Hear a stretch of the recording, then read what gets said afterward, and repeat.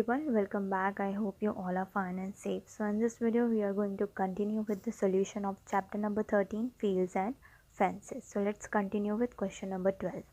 Question number 12 is, which is the biggest leaf in the picture given below? Why? अब हमें देखो यहाँ पे 4 लीव्स के पिक्चर्स दिए गए हैं, ठीक है, और हमें पूछा है कि इसमें से बिगेस्ट लीफ कौन सा है, ठीक है।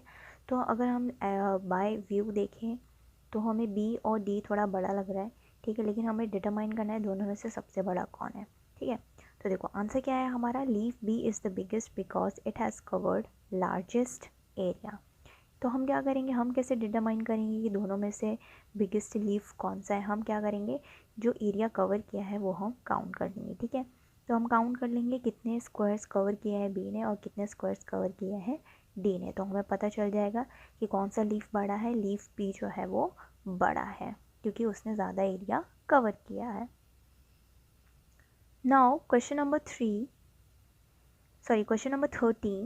विच is the smallest leaf in the picture given below? Why, यानी कि यहाँ पे हमें जो पिक्चर्स गिवन है, ठीक है, ए बी सी डी, उसमें से सबसे स्मॉलेस्ट लीफ कौन सा है और क्यों है, ठीक है। तो देखो अगर हम 4 लीव्स देखें तो सबसे छोटा लीफ हमें दिखाई दे रहा है लीफ बी, ठीक है। बाय व्यू भी हमें दिखाई दे रहा है कि लीफ बी सबसे छोटा है, ठीक है। और अगर हम एरिया वाइज फाइंड करें, यानी कि हर एक लीफ का एरिया फाइंड आउट करें कि उसने कितने स्क्वायर्स कवर किए हैं, तो भी हमें क्या पता चलेगा कि लीफ बी ही जो है वो है सबसे छोटा है, ठीक है। तो हमारा आंसर क्या हो जाएगा, हमारा आंसर हो जाएगा leaf B is the smallest because it has covered the smallest area, ठीक है। लीफ बी जो है सबसे स्मॉलेस्ट है क्योंकि उसने सबसे छोटा एरिया कवर किया है। Now let's see question number 14. Question number 14 is find the length of the boundary of the given figures. हमें यहाँ पे कुछ फिगर्स दी गए हैं, ठीक है। ये जो हमें फिगर्स दी गए हैं वो किसके लिए, ग्राफ बुक जो होती है, ठीक है, उसके पेजेस भी आपने देखे होंगे इसी तरीके से होते हैं। तो अब हमें उसी तरीके के फिगर्स दिए गए हैं, उनकी हमें बाउंड्रीज फाइंड आउट करनी है, ठीक है। तो जो ग्राफ बुक होती है उसमें भी हर एक स्क्वायर क्या होता है, 1 सेंटीमीटर बाय 1 सेंटीमीटर होता है, ठीक है। चलो फर्स्ट हमें दिया है एक एल शेप का फिगर दिया है, बोला है फाइंड आउट द बाउंड्री, ठीक है। तो बाउंड्री फाइंड आउट करेंगे, यहाँ पे हर एक साइड क्या है, 1 सेंटीमीटर ही है। सो 1 2 3 4 5 6 7 8 9 10 11 12 13 14 15 16 17 18, ठीक है। तो टोटल साइज हमारे पास है 18, यानी कि लेंथ ऑफ द बाउंड्री है 18 सेंटीमीटर, ठीक है। आपको यहाँ पे स्क्वायर्स दिखाई दे रहे होंगे, देखो ये फर्स्ट स्क्वायर है, यहाँ second square, third square, fourth square, ठीक है। तो ऐसे स्क्वायर्स होते हैं वो 1 सेंटीमीटर बाय 1 सेंटीमीटर के होते हैं। Now let's see number 2 figure की हमें बाउंड्रीज फाइंड आउट करनी है। फाइंड आउट करते हैं 1 2 3 4 5 6 7 8 9 10 11 12 13 14 15 16 17 18 19 20, ठीक है। तो इस फिगर की बाउंड्रीज है 20 सेंटीमीटर्स। नेक्स्ट हमें गिवन है question number 15, how many small squares of 1 centimetre length are there in the figure. अब हमें यहाँ पे एक फिगर दिया गया है, ठीक है, बोला है इसके अंदर कितने स्मॉल स्क्वायर्स हैं फाइंड आउट करो, ठीक है। तो सबसे पहले हम क्या करेंगे, सारे काउंट कर लेंगे या फिर और भी शॉर्ट मेथड है। देखो यहाँ पे देखो 1 2 3 4 5 6, यहाँ पे भी 6 स्क्वायर्स हैं, और देखो 1 2 3 4 5 6, इधर भी 6 स्क्वायर्स है। सो 6 6 36 स्मॉल स्क्वायर्स। एक तो ये तरीका है फाइंड आउट करने का। दूसरा तरीका है कि आप सारे के सारे स्क्वायर्स काउंट कर लो, ठीक है, 1 2 3 4 5 6, 1 2 3 4 5 6, ठीक है। हर टाइम 6 स्क्वायर्स, तो 6 6 36 ही आने वाला है, ठीक है। So answer is 36 small squares. ये बड़े से स्क्वायर के अंदर 36 स्मॉल स्क्वायर्स है। Now let's see question number 16. Question number 16 हमें गिवन है, how many squares of 1 centimetre can fill in the figure 1 and figure 2 write and draw and write. देखो हमें यहाँ पे फिगर 1 दिया है, फिगर 2 दिया है, इसमें इनकम्प्लीट स्क्वायर्स बनाए हुए हैं, ठीक है। तो बोला है ड्रॉ करो, कंप्लीट करो स्क्वायर्स और फाइंड आउट करो कितने स्मॉल स्क्वायर्स उसके अंदर आते हैं, ठीक है। तो सबसे पहले हम क्या करेंगे, कंप्लीट कर लेंगे, ठीक है। तो इस ड्राइंग को सबसे पहले हम कंप्लीट कर लेंगे, ठीक है। जो हमें स्क्वायर्स दिए हैं उन्हीं की गाइडलाइन के ऊपर से हम पूरा फिगर कंप्लीट कर लेंगे। फिर हम इधर से इस तरीके से बना लेंगे, ये हमारा फिगर यहाँ पे कंप्लीट हो गया। ठीक है, अब हमें फाइंड आउट करना है कितने स्क्वायर्स हैं अंदर। तो 1 2 3 4 5 6 7 8 9 10 11 12 13 14 15 16 17 18 19 20 21 22 23 24 25 26 27 28 29 30 31 32, यानी यहाँ पे है टोटल 32 स्क्वायर्स। इसी तरीके से हमें नंबर 2 भी करना है।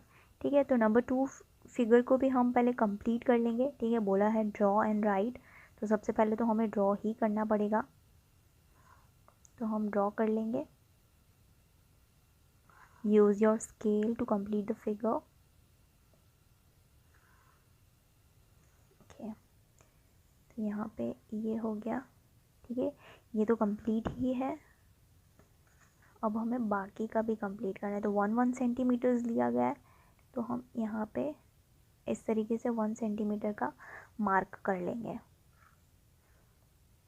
तो ये हो गए 1 सेंटीमीटर्स के स्क्वायर्स।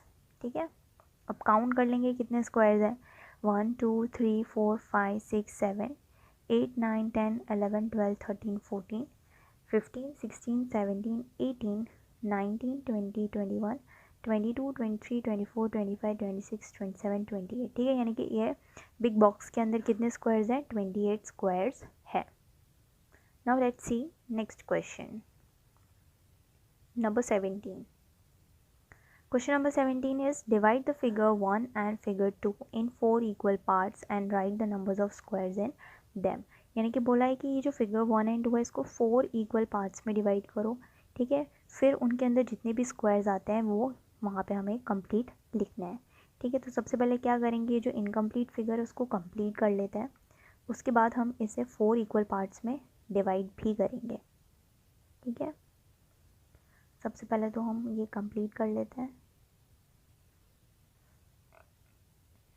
ठीक है, ये फिगर हो गया कंप्लीट।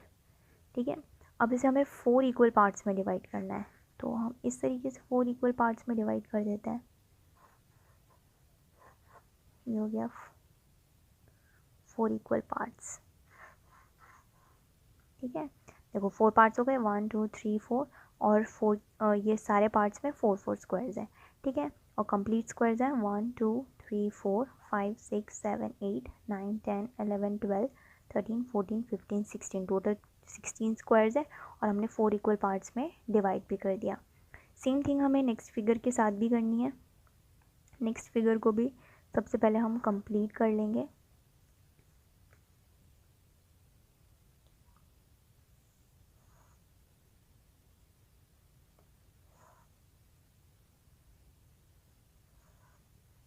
इस तरीके से कंप्लीट करेंगे। ओके, अब बचता है यहाँ पे एंड देन यहाँ पे। ओके, अब इसे हमें 4 इक्वल पार्ट्स में डिवाइड करना है। सेम थिंग करेंगे। ठीक है, 4 इक्वल पार्ट्स में इस तरीके से डिवाइड कर लेंगे। ये हो गया 4 इक्वल पार्ट्स में डिवाइड। देखो सभी पार्ट में 1 2 3 4 5 5 स्क्वायर्स आए हैं। 1 2 3 4 5 1 2 3 4 5 एंड 1 2 3 4 5 5 स्क्वायर्स आए हैं हर एक पार्ट में। अब हम टोटल स्क्वायर्स फाइंड आउट कर लेते हैं। 1 2 3 4 5 6 7 8 9 10 11 12 13 14 15 16 17 18 19 20, यानी कि टोटल स्क्वायर्स हैं 20 squares. Okay, now let's move to the next question. Next question is question number 18, solve the following problems. तो यहाँ पे हमें वर्ड प्रॉब्लम्स दी हैं, क्वेश्चंस रीड करना है और हमें सॉल्व करना है। सो फर्स्ट देखते हैं, हमें दिया है number 1, find the length of the boundary of 50 centimetre long and 20 centimetre broad rectangular table. एक टेबल दिया है जिसका लेंथ दिया है 50 सेंटीमीटर, यानी वो 50 सेंटीमीटर लॉन्ग है, 20 सेंटीमीटर ब्रॉड है। ठीक है, तो ये लेंथ हो गई, ये ब्रेथ हो गई। हमें फाइंड आउट करना है लेंथ ऑफ द बाउंड्री। तो इसमें हम क्या करेंगे, हम फॉर्मूला यूज़ करेंगे। ठीक है, अब जो टेबल है वो क्या है, रेक्टेंगुलर शेप का है। ठीक है, तो लेंथ हमें दी है 50 सेंटीमीटर, ब्रेथ हमें दी है 20 सेंटीमीटर, और बाउंड्री ऑफ रेक्टेंगुलर टेबल को फाइंड आउट करने के लिए हम फॉर्मूला लगाएंगे 2 × लेंथ प्लस ब्रेथ। ये होती है रेक्टेंगल शेप की बाउंड्री फाइंड आउट करने की फॉर्मूला, ठीक है, जिसे बोलते हैं पेरीमीटर ऑफ रेक्टेंगल। तो पेरीमीटर ऑफ रेक्टेंगल की फॉर्मूला हो गई 2 multiply by length plus breadth. So 2 multiply by length है हमारे पास 50, ब्रेथ है हमारे पास 20।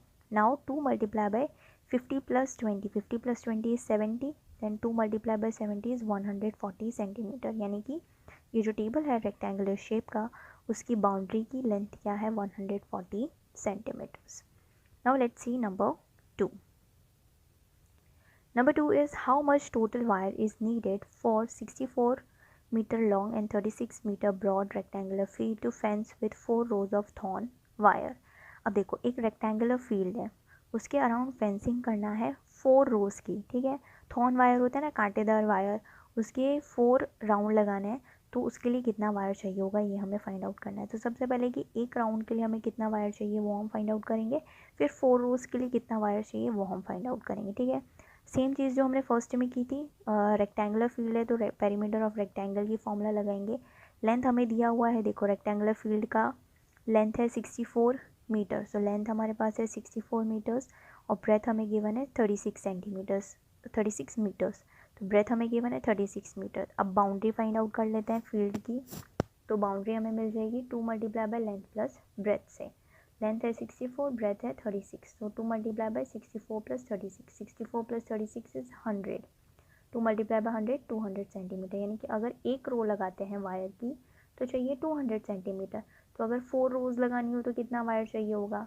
So total wire needed to fence the rectangular field with 4 rows of thorn wire is equals to 4 multiplied by 200. So 4 to the 8 and 0 0 लगा देंगे। So 800 metre wire चाहिए fencing करने के लिए। देन देखते हैं नंबर 3। नंबर 3 हमें दिया है how much total wire is needed for 50 metre length of square field to fence it with 3 rows of thorn wire. अब देखो क्वेश्चन थर्ड में क्या है कि एक स्क्वायर फील्ड है जिसका लेंथ है 50 मीटर, ठीक है, हर एक साइड 50 मीटर है। अब उसके अराउंड यानी बाउंड्रीज पे 3 रोज लगानी है थॉर्न वायर की, यानी फेंसिंग करना है, तो कितना थॉर्न वायर चाहिए, ठीक है। तो सबसे पहले हमें फाइंड आउट करना पड़ेगा कि बाउंड्रीज का लेंथ क्या है, ठीक है। तो हमें पता चल जाएगा कि 1 रो के लिए कितना थॉर्न वायर चाहिए, तो 1 रो से हमें पता चल जाएगा 3 रोज़ के लिए कितना थॉर्न वायर चाहिए। तो स्क्वायर फील्ड की बाउंड्रीज़ को फाइंड आउट करने के लिए फॉर्मूला है 4 मल्टीप्लाई बाय साइड, क्योंकि स्क्वायर की होती हैं 4 side, so 4 multiply by side. Side हमें दी है 50 मीटर्स, ठीक है, 50 मीटर्स लेंथ है, हर एक साइड 50 मीटर्स की है, so 4 multiply by 50, 50 into 4 is 200 metre, ठीक है। यानी कि जो स्क्वायर फील्ड है उसकी बाउंड्रीज है 200 मीटर, ठीक है। यानी कि एक रो अगर हम लगाएं थॉर्न वायर की तो कितना मीटर्स चाहिए, 200 मीटर्स वायर चाहिए। लेकिन हमें कितनी रोज़ लगानी है, 3 रोज़ लगानी है। So total wire needed to fence the square field with 3 rows of thorn wire is equals to 3 multiply by 200, so 3 2 ज़ा 6, 00 600 मीटर्स। यानी कि टोटल कितना वायर चाहिए, 600 मीटर्स वायर चाहिए। Now let's see question number 4। Question number 4 is Bela purchased a roll of lace of 20 meters. बेला ने एक less का role purchase किया है जो कि 20 मीटर्स का है। Out of that she made 1 metre 5 centimetre long and 75 centimetre broad 5 rectangular table cloths. अब वो जो लेस का रोल था उसने उसमें से 5 रेक्टेंगुलर टेबल क्लॉथ्स बना लिए, ठीक है। यानी कि रेक्टेंगुलर टेबल क्लॉथ्स थे, उसके अराउंड 5 रेक्टेंगुलर टेबल क्लॉथ्स के अराउंड वो लेस है लगा दी। अब देखो रेक्टेंगुलर टेबल क्लॉथ जो था उसकी लेंथ थी 1 मीटर 5 सेंटीमीटर और 75 सेंटीमीटर ब्रेथ थी। How much less is left with her now. अब कितनी लेस बची है वो हमें फाइंड आउट करनी है, ठीक है। तो सबसे पहले हम फाइंड आउट करेंगे कि एक रेक्टेंगुलर टेबल क्लॉथ में कितना लेस यूज़ हुआ। तो देखो यहाँ पे जो लेंथ है ब्रेथ है दोनों डिफरेंट यूनिट्स हैं, यहाँ मीटर्स में है यहाँ सेंटीमीटर में। तो सबसे पहले हम सेंटीमीटर में एक ही यूनिट में कन्वर्ट कर लेंगे। तो लेंथ हमें दी है 1 मीटर 5 सेंटीमीटर, तो उसको हम कन्वर्ट कर लेंगे centimetre. 1 metre is equals to 100 centimetre, 100 plus 5 105 centimetre. So table cloth का लेंथ हो गया 105 सेंटीमीटर्स, टेबल क्लॉथ का ब्रेथ हो गया 75 सेंटीमीटर्स। अब हम फाइंड कर लेंगे lace used for 1 rectangular table cloth. So 2 multiplied by length plus breadth. Length is 105, breadth is 75. 105 plus 75, 180. 180 into 2, 360 centimetre, यानी कि एक टेबल क्लॉथ में कितना लेस यूज़ हुआ, 360 सेंटीमीटर लेस यूज़ हुआ। लेकिन बेला ने कितने टेबल क्लॉथ बनाए, 5, तो 5 का फाइंड आउट करते हैं। Lace used for 5 rectangular table cloth is equals to 5 multiply by 360। अब 360 को 5 से मल्टीप्लाई कर दो, यू विल गेट 1800, यानी कि 5 टेबल क्लॉथ्स में कितना लेस यूज़ हुआ, 1800 मीटर्स टेबल 1800 सेंटीमीटर्स, 1800 सेंटीमीटर्स जो लेस है वो यूज़ हो गया। अब कितना लेस बच गया, यही मेन क्वेश्चन था। तो 20 मीटर्स लेस था, 1800 सेंटीमीटर यूज़ हो गया, ठीक है। तो देखो 20 मीटर्स यानी 2000 सेंटीमीटर, ठीक है। Length of lace is equals to 20 minus 100, 2000 centimetre. 2000 centimetres lace था, 1800 यूज़ हो गया, कितना लेस बचा, so lace left is equals to 2000 minus 1800, यानी कि 200 सेंटीमीटर्स लेस बच गया। इसको हम मीटर्स में लिख देंगे, 2 मीटर्स 200 सेंटीमीटर्स, यानी कि 200 सेंटीमीटर या कह सकते हैं 2 मीटर्स लेस बच गया। तो यहाँ पे हमारा क्वेश्चन नंबर 18 होता है ख़त्म। If you have any doubt, query और suggestion, let me know in the comment section. I will see you in the next video with the next part of this chapter. Till then, bye bye, take care.